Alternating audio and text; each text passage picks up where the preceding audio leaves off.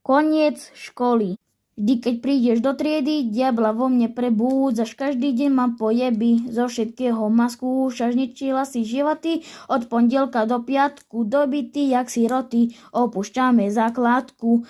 Pa, v riti ťa mám, pa, školu fakám, pa, prázdniny mám, na učivo sa vykakám.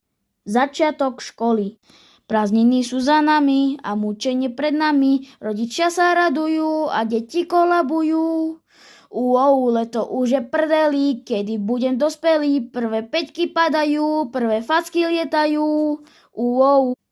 Ach jo, už sa to začalo. No čo, nič sa s tým nedá robiť. Tie prázdniny tak rýchlo ubehli.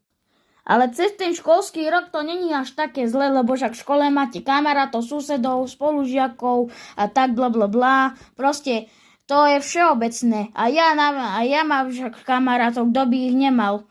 Ale však tie prázdniny síce rýchlo ubehli, ale však už vy si tam užívate určite. Síce tie učiva sú také tie nudné, ale však vy sa tam môžete aj hrať tak. A my sme sa minulý rok hrali, že futbal, no nie futbal, čo by už haraši, futbal a tak. Ale napríklad, má niekto gauč? Ak nie, tak sa mu posmievam, lebo mi hej.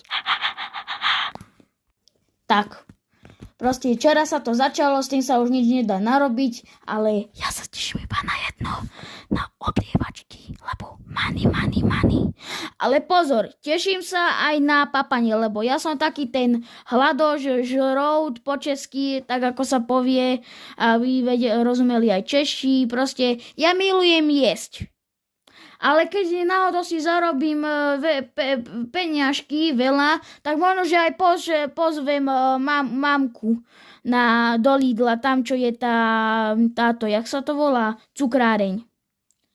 Tak prajem aj vám dobrý školský rok, nech nosíte jednotky, dvojky, možno, že aj trojky a užívajte si života, lebo nikdy nebudete viacej mladí. Vy už starnete iba. Dobre, sayonara, goodbye, užívajte si života. Čus.